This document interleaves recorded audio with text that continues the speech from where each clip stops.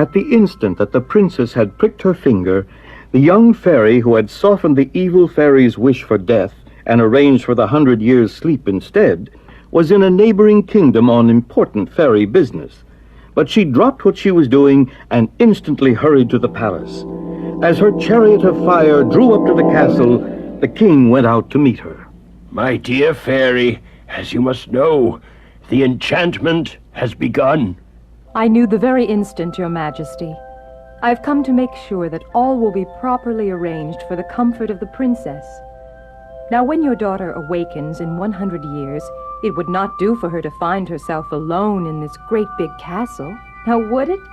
No, indeed, dear fairy. That is why I shall enchant all those in the castle at this time, so they too will sleep for 100 years. And when the princess awakens, they will be there to serve her. You and the queen, of course, will leave with me. And saying this, the fairy touched everyone in the castle. Governesses, ladies-in-waiting, maids of honor, gentlemen, cooks, errand boys, guards, pages, footmen. She even touched all the horses in the stable and the pet dog of the princess who was lying on the bed beside his mistress. All this was done in a moment, for fairies work very quickly. Then the king and queen kissed their daughter and left the castle. A proclamation was issued by the king. I hereby forbid anyone from entering this castle and disturbing those inside.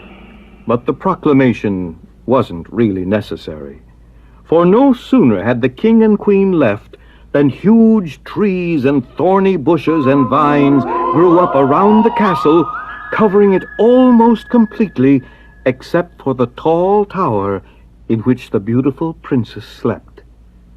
The way the castle looked, no man or animal would even try to get inside.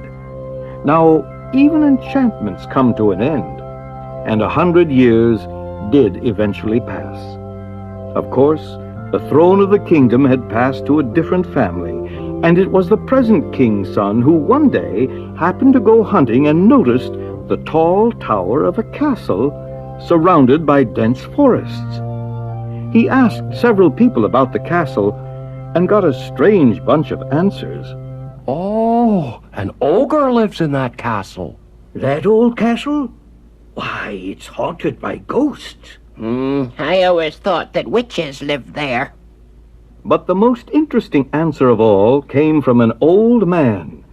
Your Majesty, more than 50 years ago, I heard my father say that a beautiful princess was doomed to sleep in that castle for 100 years until she was awakened by a king's son.